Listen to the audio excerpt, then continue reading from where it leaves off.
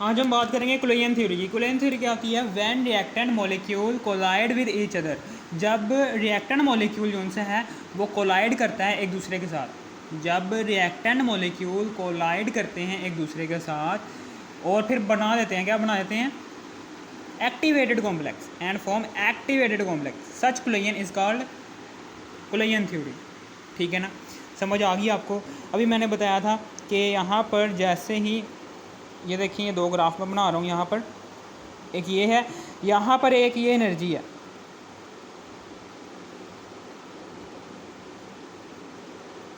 Energy है और ये क्या है?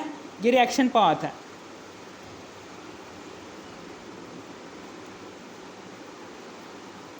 ये रिएक्शन पाथ है, ठीक है ना।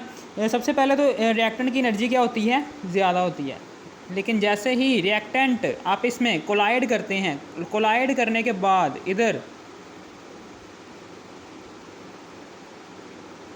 ऐसे करके कोलाइड करते हैं रिएक्टेंट कोलाइड करने के बाद यहाँ पर प्रोडक्ट को फॉर्म कर देते हैं।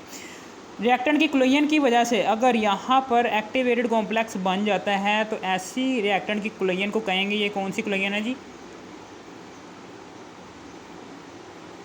ऐसी कोलिजन कि जिसमें रिएक्टेंट की ऐसी कोलिजन कि जिसमें एक्टिवेटेड कॉम्प्लेक्स प्रोड्यूस हो जाए। ठीक है ना, रिएक्टेंट की ऐसी कोलिजन को कहते हैं कोलिजन थ्योरी। ठीक है ना, ये ऊपर क्या बन रहा है? ये ऊपर बन रहा है एक्टिवेटेड कॉम्प्लेक्स। क्या बन रहा है ऊपर? एक्टिवेटेड कॉम्प्लेक्स बन रहा है। ठीक है ना, ये एक्टिवेटेड कॉम्प्लेक्स बन रहा है ऊपर।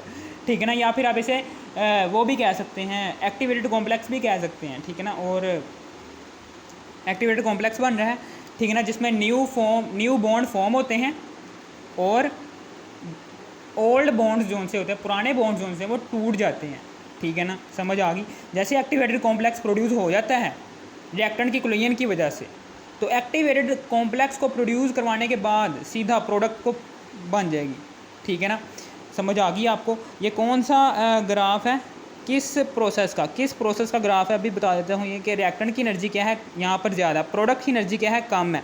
रिएक्टेंट की एनर्जी ज़्यादा है और प्रोडक्ट की एनर्जी क्या है? कम है। इसका मतलब क्या है कि यहाँ पर बहुत ज़्यादा मिकदार में एनर्जी रिलीज़ हुई है। जब किसी भी रिएक्शन में ज़्यादा से ज़्यादा मिकदार में एनर्जी रिलीज़ हो, जब रिएक्टेंट की कोलिजन की वजह से प्रोडक्ट को प्रोड्यूस करवाना हो, तो उस दौरान ज़्यादा एनर्जी रिलीज़ हो रही हो, तो उस रिएक्शन की चेंज इन एंथैल्पी किस में आएगी? नेगेटिव साइन में आएगी। ये नेगेटिव साइन प्रोड्यूस होगा। ठीक है ना, समझ आ गई आपको? लोगों को वक्त नेगेटिव साइन प्रोड्यूस होगा यहाँ पर। ठीक है ना, ये क्या है? ये एक्सोथर्मिक प्रोसेस है। ये एक्सोथर्मिक प्रोसेस का ग्राफ है। ये एक्सोथर्मिक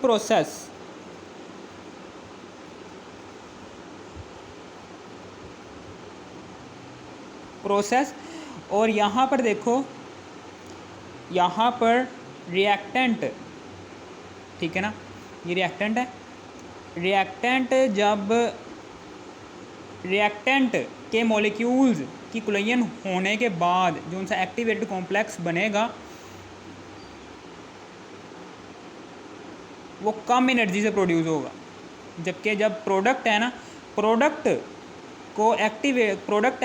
के मॉलिक्यूल्स की जब आप कोलिजन करवाएंगे, यानी कि प्रोडक्ट को एनर्जी देंगे, एनर्जी देने के बाद प्रोडक्ट के मॉलिक्यूल्स की कोलिजन होगी और जिसके बाद एक्टिवेटेड कॉम्प्लेक्स बनेगा ना, वो बहुत ज़्यादा एनर्जी पर बनेगा। ठीक है ना, समझ आ गई आपको? ये भी बात याद रखनी है, ये भी मेरी बात याद रखनी है। ठीक है ना, ये क्या है? ये product, P for product, EA for activation energy, और ये क्या है? ये R फॉर रिएक्टेंट, और ये क्या है? EA for activation energy. फिर इसी तरीके से आगे की बात करने जा रहा हूँ एंडोथर्मिक प्रोसेस की। एंडोथर्मिक प्रोसेस की बात करने जा रहा हूँ मैं। एंडोथर्मिक प्रोसेस में ये होता है कि यहाँ पर ये रिएक्टेंट है, ये रिएक्टेंट है। ठीक है ना, ये रिएक्टेंट है। रिएक्टेंट की एनर्जी क्या होती है? ज़्यादा होती है। रिएक्टेंट की एनर्जी क्या होती है? कम होती है। ठीक है ना, और यहाँ पर ये जैसे ही रिएक्टेंट की कोलिजन की वजह से एक्टिवेटेड कॉम्प्लेक्स बनेगा और एक्टिवेटेड कॉम्प्लेक्स बनने के बाद प्रोडक्ट फॉर्म होगी, उस प्रोडक्ट की एनर्जी क्या है? यहाँ पर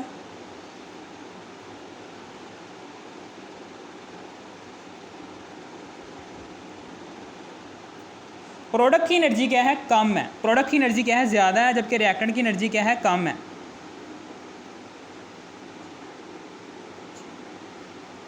ठीक है ना। यहाँ पर करके एक्टिवेटेड कॉम्प्लेक्स फॉर्म होगा, इधर करके क्या बनेगा, एक्टिवेटेड कॉम्प्लेक्स बनेगा।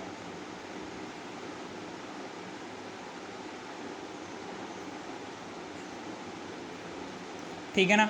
जब एक्टिवेटेड कॉम्प्लेक्स कैसे बनता है, जब रिएक्टेंट है फॉर एग्जांपल ये ए रिएक्टेंट है, जब ये बी रिएक्टेंट के साथ कोलाइड करेगा तो उस दौरान न्यू बॉन्ड, ये जो उनसे पुराने बॉन्ड होंगे ए रिएक्टेंट के अंदर वो ब्रेक होंगे, ये जो उनसे बॉन्ड ब्रेक होंगे ना, ये वाले बॉन्ड ब्रेक होंगे और ये न्यू बॉन्ड ये वाले फॉर्म होंगे। ठीक है ना, समझ आ गई। इसे हम इस स्टेट को कहते हैं, ये कौन सी स्टेट है, एक्टिवेटेड कॉम्प्लेक्स वाली स्टेट है।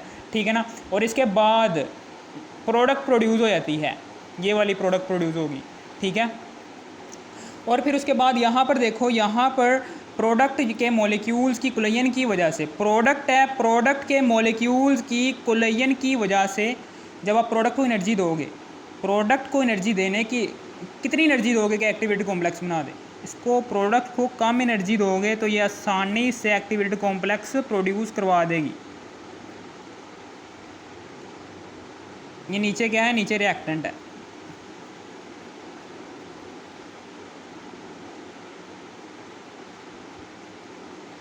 ठीक है ना। यहाँ पर रिएक्टेंट है, ये इसको रिएक्टेंट को कम एनर्जी दी है, रिएक्टेंट है, रिएक्टेंट को जब आप, ये रिएक्टेंट R4 रिएक्टेंट है, EA4 एक्टिवेशन एनर्जी, रिएक्टेंट को ज़्यादा एक्टिवेशन एनर्जी दो, रिएक्टेंट के मॉलिक्यूल्स को ज़्यादा एक्टिवेशन एनर्जी प्रोड्यूस दोगे, रिएक्टेंट के मॉलिक्यूल्स को ज़्यादा एक्टिवेशन एनर्जी दोगे तो रिएक्टेंट के मॉलिक्यूल्स की कुलयन की वजह से एक्टिवेटेड कॉम्प्लेक्स बनेगा। जबकि यहाँ पर प्रोडक्ट में ऐसा नहीं है, प्रोडक्ट को आपने एक्टिवेशन एनर्जी दी, ये P4 प्रोडक्ट है, EA4 एक्टिवेशन एनर्जी है। ठीक है ना। प्रोडक्ट को आपने एक्टिवेशन एनर्जी कम दी, जिसकी नतीजे में जो उनसे एक्टिवेटेड कॉम्प्लेक्स बन रहा है वो कम एनर्जी में प्रोड्यूस हो रहा है प्रोडक्ट की वजह से, जिसकी वजह से ये क्या है, ये फास्ट रिएक्शन होगा, ये स्लो रिएक्शन होगा। ठीक है ना, समझ आ गई आपको।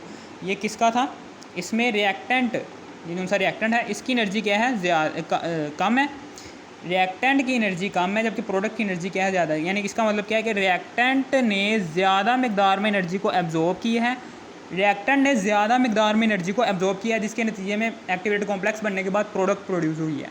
ठीक है ना। उस दौरान इसने बहुत ज़्यादा मकदार में एनर्जी को एब्जॉर्ब किया है, जिसकी वजह से चेंज इन एंथैल्पी इस रिएक्शन की आ जाएगी पॉजिटिव में, चेंज इन एंथैल्पी इस रिएक्शन की आ जाएगी पॉजिटिव में आ जाएगी। ठीक है ना, पॉजिटिव में आ जाएगी, पॉजिटिव में आ गई है। चेंज इन एंथैल्पी किस में आई है, पॉजिटिव में आई है, क्योंकि यहाँ पर रिएक्टेंट ने एनर्जी को एब्जॉर्ब किया, जिसके नतीजे में प्रोडक्ट बनी जिसकी एनर्जी क्या थी, ज़्यादा थी। एनर्जी क्यों ज़्यादा हुई है प्रोडक्ट की, क्योंकि रिएक्टेंट ने एनर्जी को एब्जॉर्ब किया था। अब जब भी किसी भी प्रोसेस में एनर्जी की एब्जॉर्बेंस होना, वो कौन सा प्रोसेस होता है, एंडोथर्मिक प्रोसेस, एंडोथर्मिक प्रोसेस होता है। ठीक है, समझ आ गई। और यहाँ पर ये क्या है, ये रिएक्शन पाथ है, इसको हम नाम देंगे क्या है, ये रिएक्शन पाथ है, और ये क्या है, ये एनर्जी है, ये एनर्जी है। ठीक है ना, ठीक है ना, समझ आ गई। ये था। अब फिर उसके बाद ऐसी कुलयन, इनफेक्टिव कुलयन की डेफिनेशन है ये, इनफेक्टिव कुलयन थ्योरी, यानी कि ऐसी कुलयन, ऐसी रिएक्टेंट की कुलयन कि जब रिएक्टेंट आपस में कोलाइड हो रहे हो तो उसके नतीजे में एक्टिवेटेड कॉम्प्लेक्स ना बन रहा हो, ऐसी कुलयन को कहते हैं, रिएक्टेंट की ऐसी कुलयन को कहते हैं इनफेक्टिव कुलयन। ठीक है ना, समझ आ गई। यानी कि यहाँ पर क्या, इनफेक्टिव कुलयन थ्योरी की कैसे डेफिनेशन करेंगे, when reactant molecule collide, when reactant molecule collide with each other and does not form activated complex, such collision is called collision theory. इसको इस ऐसी कुलयन रिएक्टेंट की ऐसी कुलयन को क्या कहते हैं, कुलयन थ्योरी कहते हैं। ठीक है ना, इनफेक्टिव कुलयन थ्योरी कहते हैं, इज कॉल्ड इनफेक्टिव कुलयन थ्योरी। और फिर उसके बाद activation energy and rate of reaction, reaction की स्पीड को और एक्टिवेशन एनर्जी को कैसे हम कह सकते हैं, एक्टिवेशन एनर्जी का रेट ऑफ रिएक्शन के साथ क्या ताल्लुक है। ठीक है ना, यानी कि जब रिएक्टेंट की एक्टिवेशन एनर्जी क्या होगी, कम होगी, जब रिएक्शन के अंदर आप एक्टिवेशन एनर्जी कम प्रोवाइड कर रहे हो तो वो जोन सा रिएक्शन होगा वो फास्ट होगा। यानी कि इसमें एक्सोथर्मिक रिएक्शन में रिएक्टेंट जब प्रोडक्ट बना रहे होंगे ना, ये रिएक्टेंट है, ये रिएक्टेंट जब प्रोडक्ट बना रहे होंगे तो उस दौरान आपने रिएक्टेंट को जो सी एनर्जी दी है वो कम दी है, तो ये फॉरवर्ड रिएक्शन क्या होगा, फास्ट होगा, किसमें, एक्सोथर्मिक प्रोसेस। लेकिन यहाँ पर प्रोडक्ट में जब आप दोबारा से प्रोडक्ट के मॉलिक्यूल्स के दरमियान कोलिजन को प्रोड्यूस करवाने के लिए उसको बहुत ज़्यादा मिकदार में एनर्जी प्रोवाइड करनी पड़ेगी, जिसके नतीजे में एक्टिवेटेड कॉम्प्लेक्स फॉर्म होगा और उसके बाद रिएक्टेंट बनेंगे, ठीक है ना, उसके बाद क्या बनेंगे, रिएक्टेंट बनेंगे, ठीक है। और ये वाला रिएक्शन क्या होगा, जिसमें आपने बहुत ज़्यादा मिकदार में एक्टिवेशन एनर्जी प्रोवाइड की प्रोडक्ट को, वो स्लो होगा। ये वाला प्रोसेस स्लो होगा, ये वाला प्रोसेस क्या होगा, फास्ट होगा। इसी तरीके से एंडोथर्मिक प्रोसेस में इसके उल्ट होगा, जब रिएक्टेंट प्रोडक्ट में कन्वर्ट हो रहे होंगे तो उस दौरान आपने रिएक्टेंट को बहुत ज़्यादा मिकदार में एनर्जी को प्रोवाइड किया। जैसे एक्टिवेशन एनर्जी आपने रिएक्टेंट के मॉलिक्यूल्स के दरमियान कोलिजन को प्रोड्यूस करवाने के लिए आपने एक्टिवेशन एनर्जी प्रोवाइड की बहुत ज़्यादा मिकदार में, तो वो जो सा रिएक्शन होगा फॉरवर्ड रिएक्शन, वो किस में चला जाएगा, स्लो प्रोसेस में।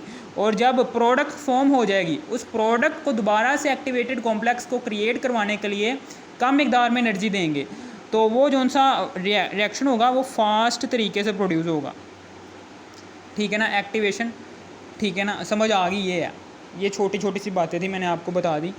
अब फिर उसके बाद एक और बात ये थी कि यहाँ पर एक्टिवेशन एनर्जी का किसके साथ, एक्टिवेशन एनर्जी का रिलेशन है रेट ऑफ रिएक्शन के साथ, वो क्या है, इन्वर्सली है। यानी कि जितनी ज़्यादा आप एक्टिवेशन एनर्जी प्रोवाइड करोगे रिएक्शन उतना ज़्यादा स्लो हो जाएगा, और जितनी कम एक्टिवेशन एनर्जी आप प्रोवाइड करोगे रिएक्शन उतना ज़्यादा फास्ट हो जाएगा। ये था रिलेशन एक्टिवेशन एनर्जी का और रेट ऑफ रिएक्शन का, ठीक है ना। Activation energy and rate of reaction का रिलेशन ये मैंने नीचे लिख दिया। इनफेक्टिव कोलिजन थ्योरी की भी आपको समझ आ गई होगी, कोलिजन थ्योरी की भी समझ आ गई। अगर आपको इस वीडियो की ज़रा से भी थोड़ी सी भी समझ आ गई, इस वीडियो को कर दो लाइक और सब्सक्राइब और शेयर भी कर देना। Thanks for watching me.